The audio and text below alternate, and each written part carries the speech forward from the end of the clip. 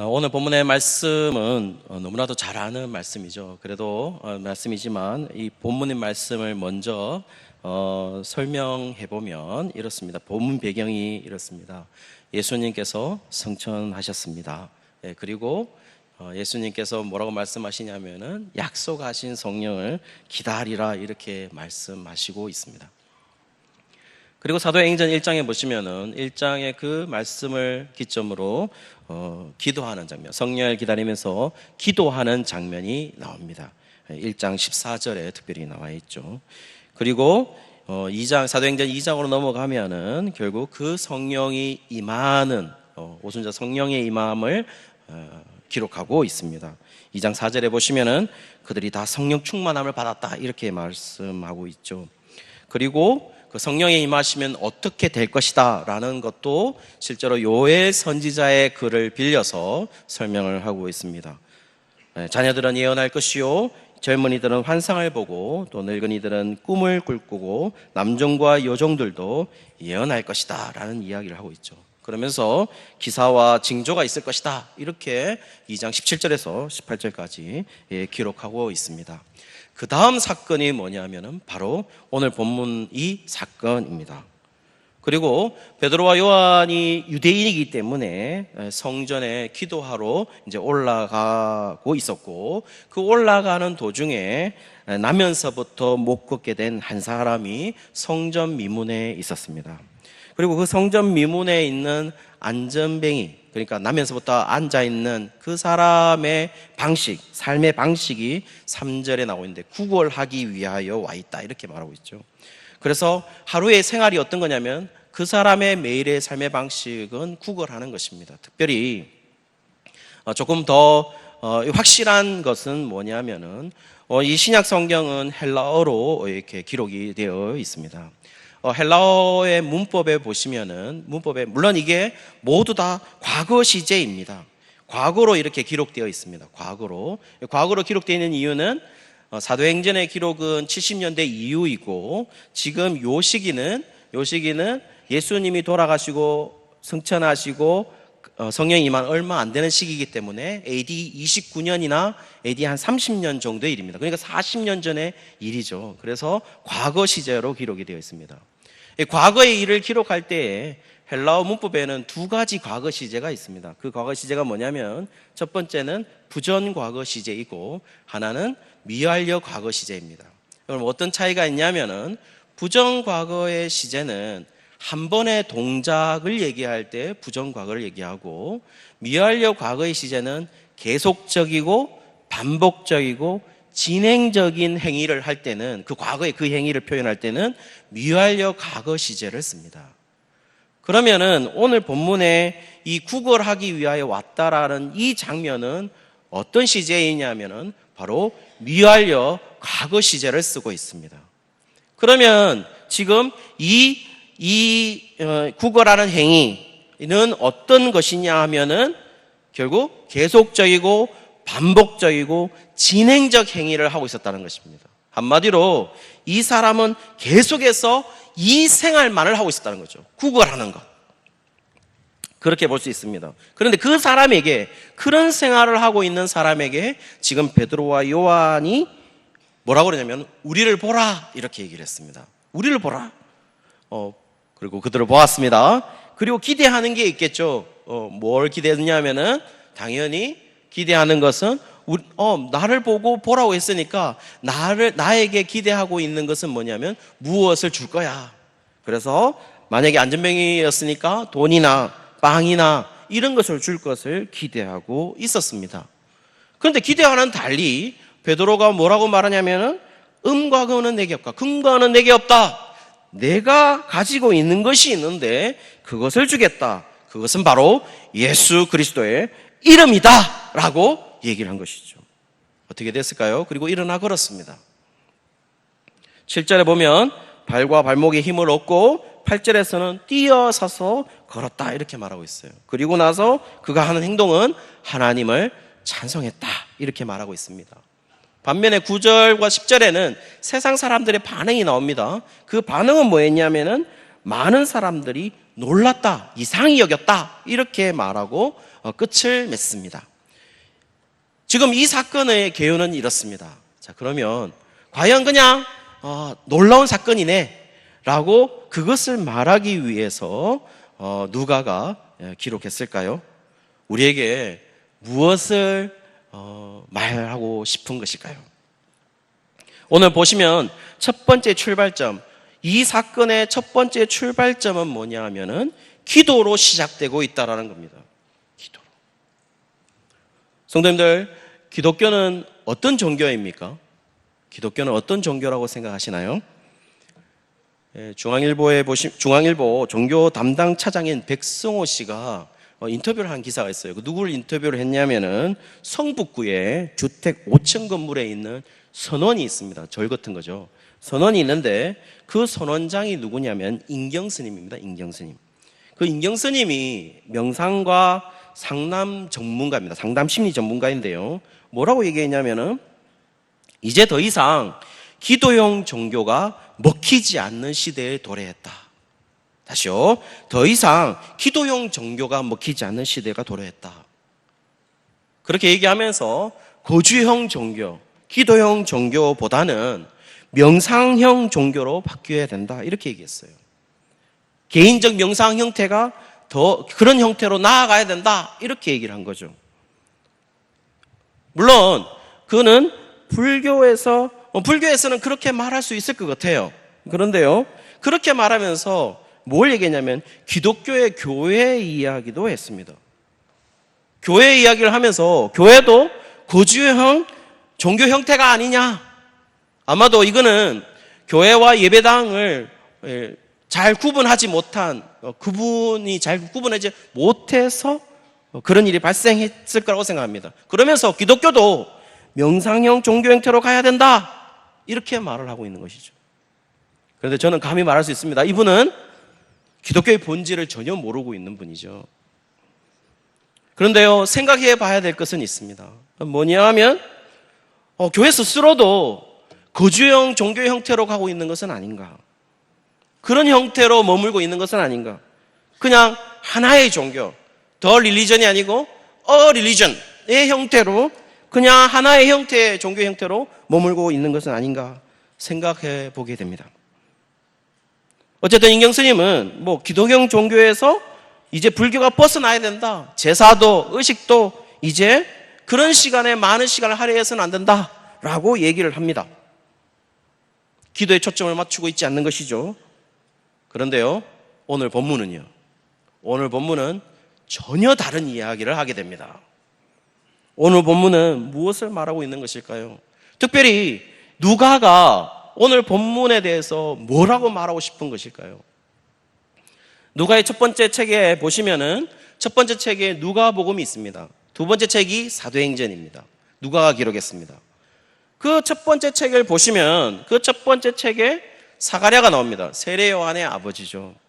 세례 요한의 아버지고 결국 그 아내, 세례 요한의 어머니 엘리사벳이 아들을 갖게 될 것이다 라고 천사가 말해주는 장면이 있습니다. 그 장면에서 어느 때에 천사를 만나게 되냐면 바로 성전에 기도하러 갔을 때다 이렇게 말하고 있습니다. 오늘 본문도 보시면 사도행전의 구조를 보시면 사도행전 1장에는 기도에 전무합니다. 그리고 2장에는 성령이 오십니다. 그러면 누가는, 이 사도행전의 저자인 누가는 뭘 말하고 싶으냐면 결국 기도가 하고 있고 기도의 응답으로서 오순절 성령이 강림했다라는 그 구조를 말하고 싶은 것이죠. 달리 말해서 누가는 지금 자신들의 출발, 새로운 시대를 출발하는 이 출발, 어떤 사건의 시발점은 뭐냐라고 얘기했을 때 누가의 강조점은 어디에 있냐면은 바로 기도라는 얘기를 하고 싶은 거죠. 누가는 기도의 중요성을 강조했습니다. 오늘 본문에도 보시면 성전에 기도하기 위해 올라갔다라고 말하고 있어요. 성도님들, 어떻게 보면 이제 예수님이 성전을 대체했기 때문에 이제 예수님을 믿는 성령까지 임한 베드로와 요한은 이제 성전에 더 이상 갈 필요가 없는 것처럼 여겨질 수 있음에도 불구하고 그는 기도하러 성전에 올라갑니다. 거기에 기도하러 성전에 올라가는 그 행동도 어떻게 돼 있냐면 미알려 가고 시제로 돼 있습니다. 미알려 가고 시제. 아까 미알려 가고 시제는 어떤 것이라고 그랬죠? 진행적이고 반복적이고 계속적인 그 행동. 한마디로 그렇게 반복적으로 진행적으로 계속적으로 그렇게 올라갔다라는 겁니다. 기도하러. 베드로와 요한이 지금 미알려 가고 시제라는 그 동작을 가지고 지금 누가는 누구의 동작을 대비시키고 있죠? 대조시키고 있습니까? 나면서부터 안전뱅이의 그 계속적이고 반복적이고 진행적인 구걸행위, 그 구걸행위의 생활 패턴과 지금 기도하러 올라가는 베드로 요한이 계속적으로 반복적으로 진행적으로 하는 그 기도의 행위와 첨예하게 대조시키고 있다는 겁니다. 적어도 누가는 우리의 기도를 정말 강조하고 있다는 겁니다. 어쩌면 성경의 새 시대를 요구하는 첫걸음이 뭐냐? 누가는 기도이다라는 얘기를 지금 하고 있다는 것이죠. 사랑하는 성도 여러분, 지금 어떻습니까? 이 시대를 바라보시면 어떻습니까? 기도가 사라지고 있는 시대를 살아가고 있습니다. 우리의 모든 기초는 기도인데 이 기도가 사라지는 시대를 살아가고 있다는 것입니다. 기도 잘 하지 않습니다. 우리가 저부터도 이 기도가 사라지는 시대. 어떻습니까? 우리가 그런데 기도를 매일 하죠. 매일 뭐 때문에 하죠? 뭘 때문에 하게 되죠? 뭐 때문에 하게 됩니까? 밥을 먹으니까요. 식사 기도는 하지 않습니까? 식사 기도는 하죠. 그런데 식사 기도도 이제는 우리가 습관적으로 하게 되고 그냥 눈만 감고 살짝 뜨게 되는, 제가 부끄러운 얘기지만 1995년도 6년도인가요? 제가 내일교회 교육전도사였습니다. 유년부, 그때 유년부는 1, 2학년, 그 다음에 초등부는 3, 4학년, 그 다음에 소년부는 5, 6학년 이렇게 나눠져 있었습니다. 이 연도를 강조하는 이유는 제가 담임 목사님보다 교육자로서는 선배라는 거죠. 선배입니다. 유념해 주시기 바랍니다. 그래서 제가 그 유년부 전도사일 때 한 학년 한 100명 정도 됐습니다. 애들이 100명, 초등부도 100명, 소년부도 100명, 굉장히 많았습니다. 내일교회가. 그때 성도들이 7, 800명 할 때였습니다. 그런데 그때에 교사 선생님들이 몇 반이었냐면 1학년이 10반, 2학년이 10반 이렇게 됐습니다. 서기부는 5명 정도 됐습니다. 그렇게 있었고, 그때 부장 집사님을 했던 분이 다른 교회에 지금 장로님도 계시고 얼마 전에 권사님도, 그 아내 되는 권사님도 가셨습니다. 그래서 제가 단합대회를 했죠. 단합대회를 했습니다. 그리고 단합대회에서 빠질 수 없는 게 뭐죠? 식사죠. 식사를 한 25명, 저까지 26명이 같이 식사를 했습니다. 그리고 특이하게 대표 기도를 하지 말고 각자 기도하자 이렇게 얘기를 했습니다. 그리고 나서 각자 기도를 했습니다. 그리고 우리가 다 느끼고 있는 거지만 말하지 않는 것, 눈 감는 소리가 들렸어요. 그렇죠? 다 알죠? 저만 알고 있는 건 아니죠? 눈을 감고 우두두두두 눈을 감으셨습니다. 그 소리가 들렸어요. 그리고 저는 눈을 감고 있었어요. 그리고 대충 한 20명쯤 눈을 뜨는 소리가 들렸습니다. 셌어요. 1명, 2명, 3명, 한 20명쯤 뜨고 제가 눈을 떴습니다. 그때 문제가 발생했죠. 문제가 뭐였냐면 제가 기도를 안 했습니다. 기도를 안 한 거예요. 교육자라는 사람, 전도사라는 사람. 자, 어떻게 했을까요? 어떻게 했을 것 같아요? 그냥 먹었습니다. 그리고 첫 숟갈을 뜨면서 하고 먹었습니다. 지금 웃으시는 분들은 다 경험이 있는 거죠. 그리고 웃지 않는 분들은 너무 마음 아파서 경험이 있으신데 그런 분들입니다. 뭘 말하고 싶은 건가요? 제 부끄러운 과거까지 말하면서 말하고 싶은 거는 결국 기도가 그렇게 돼버렸다는 겁니다. 우리의 기도가 사라지고 있다는 거죠. 눈을 감는 게 사라지고 있다는 거죠.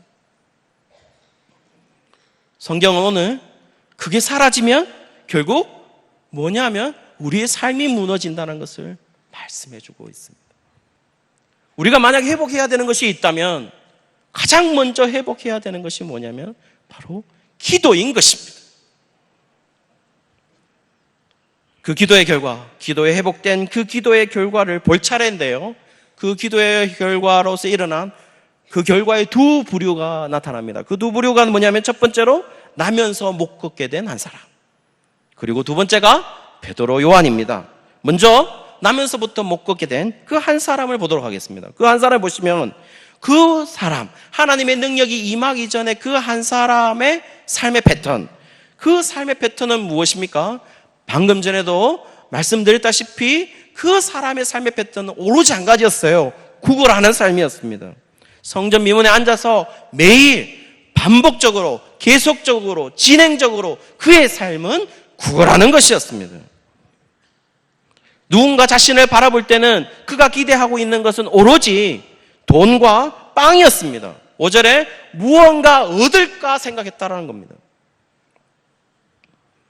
맞아, 나를 보면 줄 거야, 이거밖에 없었습니다. 그 사람의 삶의 방식은 구걸하는 것이었어요. 그 외에 다른 삶의 방식은 아마 생각하지 않았을 것입니다. 없으니까요. 해결 방법이 없으니까요. 하나님의 능력이 임한 후에 어떻게 되죠? 그 삶의 패턴은 구걸하는 삶이 아닙니다. 딱 끊어집니다. 그리고 그런 삶의 오늘 구조를 보시면 누가 먼저 가냐면 베드로와 요한이 찾아가는 것이죠. 그리고 그를 일으켜 세웁니다. 사랑하는 성도 여러분, 안전뱅이 어떻습니까? 안전뱅이는 문제가 심각한 거죠. 사실 제가 안전뱅이가 아니라서 어느 정도로 심각한 건지 제가 늘 알 수는 없습니다. 그러나 이 본문상에만 봐도 이 사람의 그 문제는 그야말로 정말 심각하구나 라는 얘기를 제가 조금이라도 알 수 있죠. 우리 성도님들은 다 알 수 있을 거라고 생각합니다. 그런데요, 이 문제를 해결할 수 있나요? 해결하지 못합니다. 그는 그냥 하루하루를 그렇게 살아가는 것입니다. 자신의 문제를 해결하지 못하는 것이죠. 그때에 베드로와 요한이 찾아오는 것입니다. 결국 기독교라는 것은 종교의 형태를 가지고 있는 게 아니죠. 종교는 결국 인간 자신을 위해서 신을 찾아가는 형식이지만 결국 여기에 보이는 형식은 결국 베드로와 요한이 문제 있는 그를 찾아가는 형식을 따르고 있다는 겁니다. 전혀 다른 패턴인 것이죠. 사랑하는 성도 여러분, 세상에 많은 종교가 있죠. 많은 종교 있습니다. 많은 지식도 있습니다. 많은 문화도 있습니다. 그런데요, 진정으로 우리 문제를 해결해 줄 수 있는 게 있을까요? 아무것도 해결해 주지 못합니다.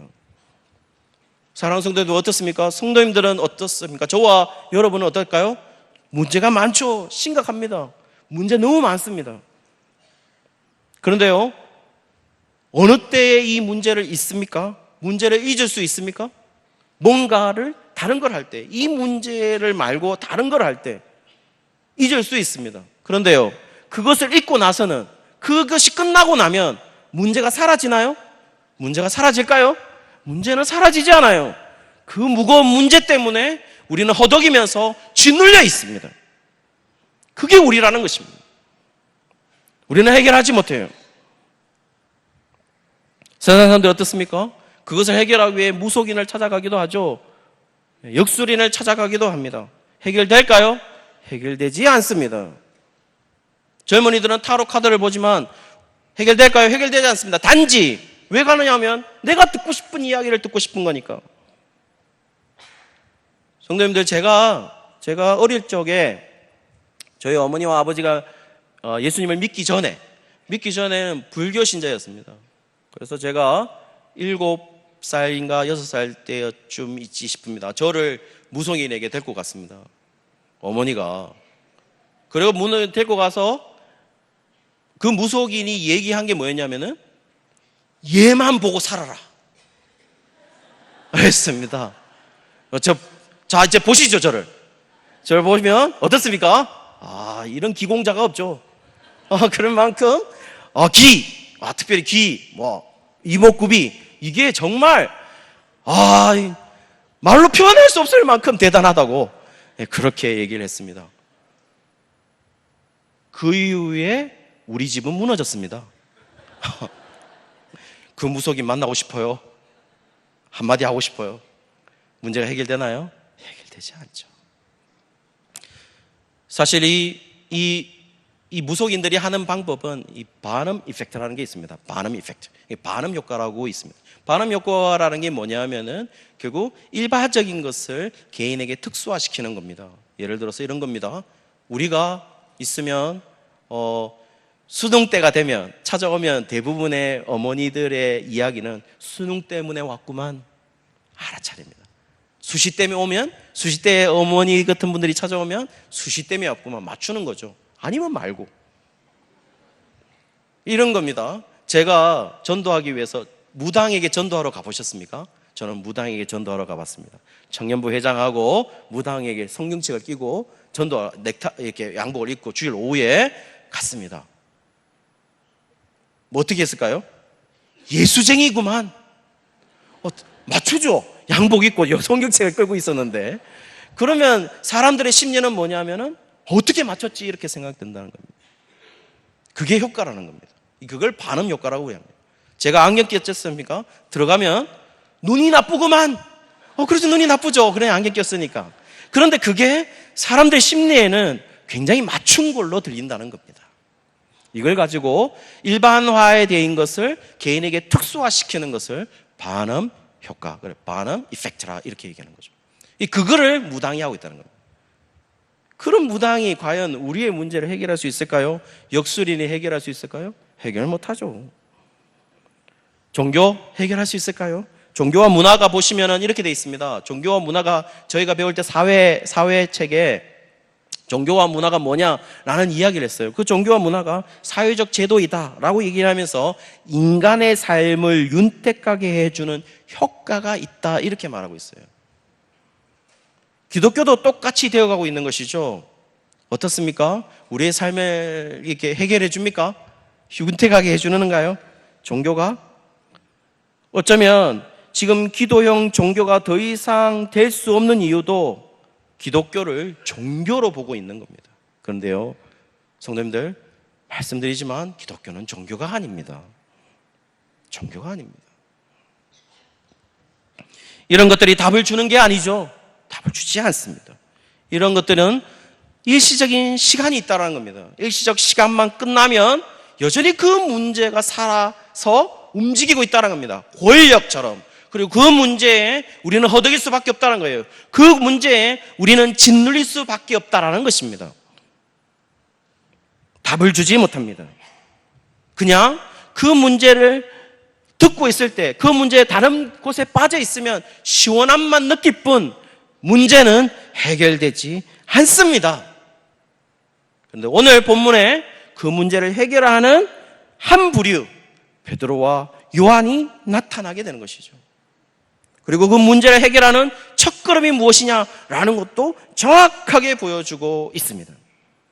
사랑하는 성도 여러분, 베드로와 요한을 한번 보시죠. 베드로와 요한을 보시면은 그들은 성령을 받았습니다. 그들은 성령을 받고 그들이 누구인지를 그때서야 알아차리게 됩니다. 자신이 왜 부르심을 받았는지, 왜 사도로 부르심을 받았는지, 왜 제자로 부르심을 받았는지를 그때서야 알게 됩니다. 왜냐하면 예수님이 돌아가실 때, 예수님이 고난받으실 때에도 베드로는 3번이나 부인했습니다. 그리고 제자들은 어떻게 했나요? 예수님이 십자가에 돌아가시자마자 그들은 자신의 생업을 향해 도망쳤습니다. 3년 동안 교육받은 그들이 말이죠. 그런데요, 이제 사도행전부터 그들의 변화가 시작이 됩니다. 그들은 이제 그런 사람들이 아니라, 도망간 그 사람들이 아니라 제자로 서게 되는 것이죠. 예수님의 사도로, 부르심을 입은 사도로 그들이 누구인지를 정확하게 인식하기 시작했다는 것입니다. 사랑하는 성도 여러분, 현 시대를 보시면은 현 시대의 문제점은 무엇입니까? 현 시대의 문제점은 바로 자기 자신을 알지 못하는 시기에 살고 있다는 겁니다. 자기 자신을 알기 위해서 뭔가 기준이 있어야 되는데, 뭔가 기준이 될 만한 그 기준도 알지 못하는 시대를 살아가고 있다는 겁니다. 특별히 세계 1차, 2차 세계대전에 있으면서 세계 1차, 2차 세계대전 전에는 우리에게 가장 기준이 될 만하고 신뢰할 만한 절대적인 것이 있었습니다. 그게 뭐냐면 인간들의 이성입니다. 이성. 인간의 이성만 신뢰하고 있으면 다 잘 될 거야, 사람답게 살아갈 거야 라고 생각을 했지만, 세계 제1차, 2차 세계대전은 여지없이 그것을 무너뜨렸어요. 인간이 인간을 죽였지 않습니까? 이제 더 이상 절대적으로 신뢰할 수 있는 인간 이성도 이제는 신뢰할 수 없는 시기가 된 것이죠. 이제 남아있는 것은 뭘까요? 절대적인 신뢰가 없는, 아무 기준이 없으니까 상대적인 진리만이 남아있는 것이죠. 상대적인 기준만이 남아있는 것입니다. 성도 여러분, 2라는 숫자에 대해서 정의를 해보겠습니다. 2라는 숫자를 정의하려면 1이라는 숫자가 볼 때는 2라는 숫자는 큰 숫자입니다. 3이라는 숫자가 볼 때는 2는 작은 숫자입니다. 그렇다면 2는 어떤 숫자라고 말하는 것이 맞을까요? 무엇을 어떻게 정의하면 될까요? 그런 정의가 이제는 혼란한 시대에 살아가고 있다는 겁니다. 더 이상 뭐라고 말할 수 없는 시기에 살아가고 있다는 겁니다. 그것 때문에 내가 누구인지도 정확히 알 수 없는 시대를 살아가고 있다는 것이죠. 내가 누구인지 모르니 내가 무엇을 해야만 하는지도 알지 못하는 그런 시대에 우리가 살아가고 있다는 것입니다. 청소년들은 어떨까요? 청소년들은 더 하겠죠. 우리 자라나는 다음 세대들은 더 할 것입니다.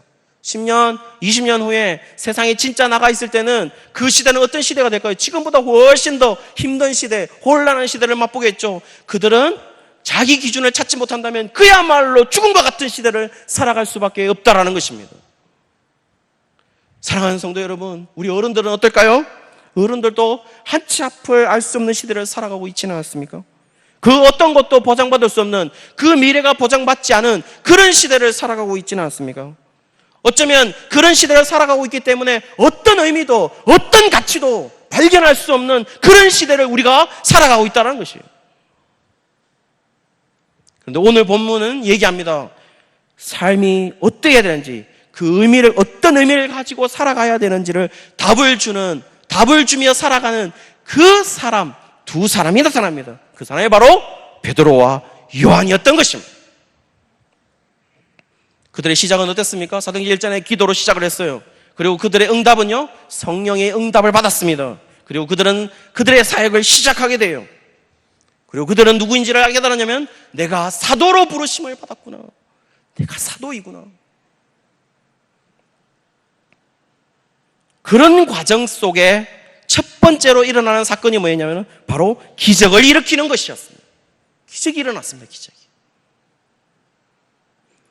그런 기적을 일어나는 과정 속에 첫 번째 변화, 그 과정의 첫 번째 변화가 뭐였냐면은 바로 베드로와 요한을 보시면 알 수 있는데요, 베드로와 요한은 분명히 유대인이었습니다. 유대인이라는 말은 뭐죠? 결국 성전에 자주 가는, 습관적으로 가는. 그렇다면 성전 미문에 있는 그 안전뱅이를 어떠했다는 것이죠? 계속 보았다라는 것입니다. 계속 보았다는 것이죠. 그런데요, 매번 보았습니다. 그런데 그들이 생각하고 있는 것은 무엇이었을까요? 그에게 필요한 것이 뭐라고 생각했을까요? 매번 올라갈 때마다 그가 필요한 것은 아마 은과 금이었다라고 생각했을 것입니다. 단순히 일어나라 말하지 않고 자신에게 은과 금은 없다라고 말하고 있어요. 왜 그걸 덧붙였을까요? 자신의 과거의 생각이죠. 과거의 그 유대의 그 안담에서부터 안전뱅이, 그 사람에게 필요한 것은 은과 금이야 라고 생각했다는 겁니다. 그런데 어떻게 됐습니까? 성령이 임하고 자신이 누구인지를 알고 자신이 누구인지를 안 그 상태에서 사역을 시작하는 그 시점에 이 사람에게 필요한 것은 은과 금이 아니라 바로 무엇이 필요하냐? 예수 그리스도의 이름이었다는 것입니다. 결국 지금 그들은 생각을 완전히 전환시키고 있다는 겁니다.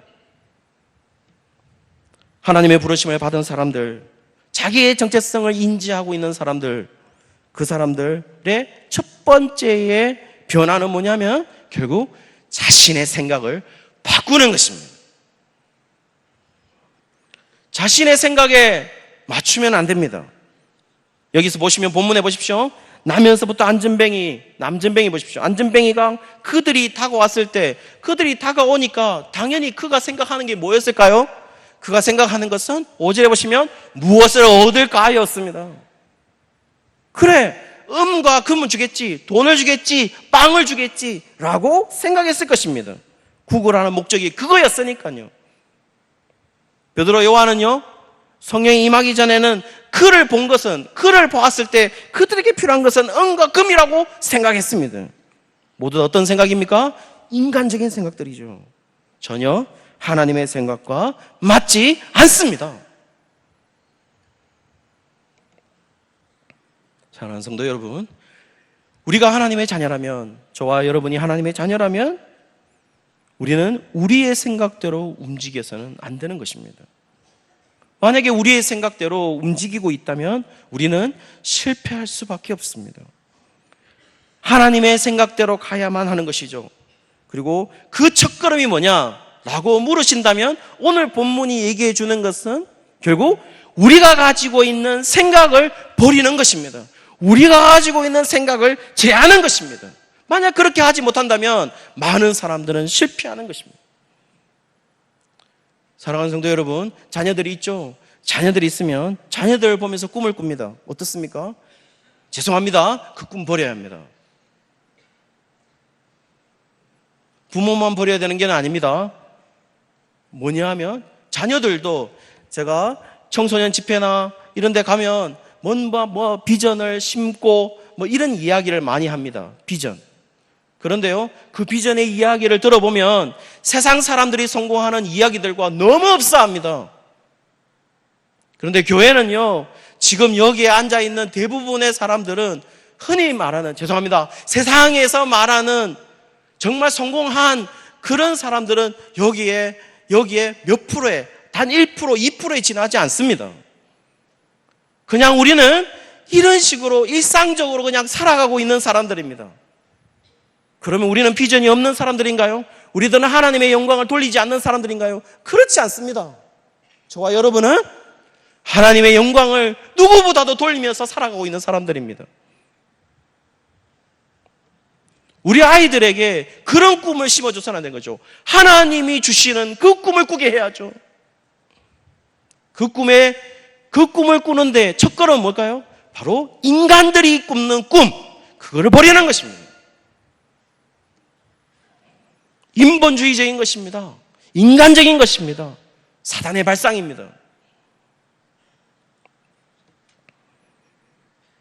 그렇게 될 때 어떻게 되죠? 마지막으로 그 생각을 변화할 때, 전환을 일으킬 때 우리의 삶이 바뀌는 기적을 이룰 수가 있다라는 것입니다. 오늘 안전명이 보시죠. 어떻게 됐습니까? 이제 구걸하던 그 삶 속에서 생각이 바뀌었을 때 그 삶이 변화해서 결국 걸어서 뛰는 다른 삶의 방식으로 나아오게 됩니다. 그리고 베드로 요한은 어떻습니까? 그가 원래 필요한 것은 금과 은이라고 생각했는데 이제 그에게 필요한 것은 나사렛 예수 그리스도의 이름이라는 것을 알게 됐어요. 그리고 그들은 그들의 삶으로 그렇게 기적을 일으킵니다. 그리고 그들의 삶은 어떻습니까? 예수 그리스도의 이름의 능력을 전파하는 일로 바뀌게 되는 것이죠. 단순히 그들의 삶이 시간이 흘러가는 그런 삶이 아니라 날마다 기적을 체험하는 그 삶으로 나아가게 된다는 것입니다. 그리고 그 사람의 그 현실의 삶의 종점은 뭡니까? 거의 다 순교를 하게 됩니다. 그들의 삶의 방식이었습니다. 세상은 어떨까요? 세상은 여전히 오늘 보시면 거기에 있었던 사람들은 그냥 이상하게 여길 뿐입니다. 실제로 변화하는 것은 세상이 아닙니다. 실제로 변화하는 것은, 오늘 본문에도 변화하는 것은 하나님의 백성들 뿐입니다. 사랑하는 성도 여러분, 기적이 무엇일까요? 기적이 무엇일까요? 바로 내가 변하는 것입니다. 성도님들, 저는 불평덩어리입니다. 불평을 굉장히 많합니다. 투덜입니다. 투덜이. 삶에서 늘 투덜댔습니다. 그리고 하나님 앞에 계속 투덜댔습니다. 왜 저에게? 국민학교 6학년, 지금으로 하면 초등학교 6학년 때 구미에서 빚쟁이를 피해서 야밤도주에서 대구의 어느 기도원의 쪽방에 들어가서 5 식구가 있었고, 그렇게 해서 개척교회 어느 교회에 들어가서 중학교 때부터 쉼없이 봉사를 했습니다. 개척교회니까 유치부 반사를 제가 했습니다. 그렇게 충성을 다하고 했는데, 중학교 3학년 때 그 개척교회 목사님이 저희 아버지 김집사, 저희 어머니 고집사님 이를 부르셔서 당신 집안이, 그 김집사님 집안이 너무 힘든 집안이라서 저희들이 부담스러우니까 나가달라고. 그렇게 해서 저희들은 나오게 되었습니다. 그리고 아버지는 그때 신학교를 다니고 있었기 때문에 이제 교회를 가게 됐죠. 그 교회에서도 너무 힘들었습니다. 저는 매일 중학교, 고등학교, 저희 누나, 여동생 매일 총무과에, 교회 학교 총무과에 서 있는 거, 왜 공납금을 안 내서, 그게 일이었어요. 그리고 나서 저희가 뭔가 좀 펴질 날이 있지 않겠나라고 생각했던 것이 뭐냐면, 저희 아버지가 내일교회 청빙이 됐을 때입니다. 부교육자로, 강도사로, 전임으로. 그때 저는 하루 3끼를 처음으로 먹어봤고, 물론 제 몸을 보시면 그렇게 마음 안 드시겠지만 저는 그렇게 했습니다. 그때 먹었습니다. 사실입니다. 그렇게 했고, 결국 저희 아버지는 그렇게 해서 내일교회 강도사로 9개월을 사역하시고 목사 안수를 받습니다. 그 목사 안수를 받을 때에 받고 그 금요일 날 저희 아버지는 간암 말기 판정을 받고 그 다음에 1월 15일 날 돌아가시게 됩니다. 저희 아버지는 그랬습니다. 그리고 저는 또 저의 생활 수준은 그야말로 밑바닥으로 또 추락하게 되었죠. 하나님 앞에 불평했습니다. 왜 그러시냐고. 왜 그렇게 하십니까? 도대체 저는 어느 성도님들이 저한테 얘기를 했습니다. 매일 교회에 있는 아이, 교회에 충성하고 있는 아이, 저는 그랬습니다. 그런데 왜 그러십니까? 그리고 열심히 일도 하고 학교도 다녔습니다. 그리고 동생 유학 자금도 했고, 그리고 돌아와서 아내를 만나서 결혼을 해서 아내가 벌어다 주는 돈으로 살기도 해봤습니다. 그리고 그렇게 해서 그만두고 유학도 갔습니다. 유학을 가서 학위를 가지고 교수를 임용도 돼봤습니다. 8년을 했죠. 8년. 교수 임용을 해서 8년을 했습니다. 교수. 그리고 교수 생활하는 가운데 또 기막힌 것을 만납니다. 제가 암이 걸리게 됩니다. 암투병을 하게 되는 거죠. 암투병을 하고 전이가 있다고 하니 항암을 받았습니다. 6개월 동안 2주마다 한 번씩 12차를 받았습니다. 그런데 항암이 끝나고 나서 재발했다고 얘기합니다. 뭐가 발견된다고 얘기해요. 서울대병원 암센터로 다시 가래요. 수술 받은 거. 그래서 그 선생님이 발견되네, 집히네 라고 얘기했어요. 그래서 펫CT를 찍자, 좀 더 정확하게 볼 수 있는 CT를 찍어보자, 아주 걱정스러운 눈빛으로 얘기를 했습니다. 그리고 나는 그 결과를 보기 위해서 일주일이라는 시간을 걸렸고, 일주일 후에 KTX 그 자리에서 이제 일주일 결과를 보러 혼자 올라갔습니다. 아무도 오지 마 라고 얘기를 하고, 그때 심정은 계속 울면서 갔습니다. 하나님, 나한테 내가 다시 살아있을 수 있을까요? 내가 삶을 살아가. 저는 제발 하면 절대 다시 그거 안 합니다. 수술 안 합니다. 그냥 받아들일 거예요. 그게 하나님의 뜻인 것 같아요. 그러니 하나님, 저를 받아주십시오 라고 제 모든 생각을 그때서야 내려놓게 되었습니다. 흔히 말하는 사람들이 그래도 괜찮다고 하는 교수 생활을 하고 있을 때였습니다. 그리고 갔는데 그 의사 선생님이 저한테 뭐라냐, 내가 아무것도 아니라 했잖아 라고 얘기를 했습니다. 제가 분명하게 말씀드리지만 처음 일주일 전에 그렇게 말씀하지 않으셨습니다. 그런데 그렇게 말했다고 자기가 주장했습니다. 저는 그때 하나님이 왜 나에게 이런 마음을 주셨을까라는 생각을 하게 되었습니다. 그리고 교수에게서도 이제 생활을 그만두고 나오게 되었습니다. 하나님 왜요? 안정된 그 생활을. 계속해서 하나님이 저를 이끄실 때는 계속 뭔가의 변화를 계속 이끌고 계셨다는 겁니다. 그 변화 속에 저는 투덜댔습니다. 불평했습니다. 왜 그러시냐고. 왜 그러십니까 나한테. 그런데 오늘 생각해보면 그렇게 변화를 이끄시고 저를 끊임없이 변화하게 하셔서 이 자리에 목사라는 사람으로, 그리고 말씀 전하는 사람으로, 그리고 목양하는 사람으로 이렇게 만들어주신 그것을 딱 두 자로 저는 정의하고 싶습니다. 그게 바로 기적이라는 것입니다. 사랑하는 성도 여러분, 삶이 어떠신가요? 그냥 여기 와 앉아 계신 건가요? 저는 감히 말씀드릴 수 있습니다. 어떤 식으로 오셨든, 어떤 말로 하셨든, 또 부부끼리 싸워서 오셨든, 어떤 문제 때문에 오셨든, 잘 돼서 오셨든 못 돼서 오셨든 이 자리에 앉아서 하나님의 말씀을 듣고 하나님께 기도하고 하나님께 찬양하고 하나님께 예배하는 그 시점, 그 행동, 그것을 저는 이렇게 말하고 싶습니다. 기적입니다. 사랑하는 성도 여러분, 우리는 기적을 품고 있는 사람들입니다. 기적을 경험하고 있는 사람들입니다. 이 세상에 가장 신비로운 사람을 말한다면 그것은 저일 것입니다. 그리고 여러분일 것입니다. 왜냐하면 우리는 기적을 안고 있으니까요. 기적을 경험하고 있으니까요. 감사했으면 좋겠습니다. 그 감사가 여러분의 삶 속에 하나님 오늘도 기적을 주시는군요. 오늘도 기적을 일으켜 주시는군요.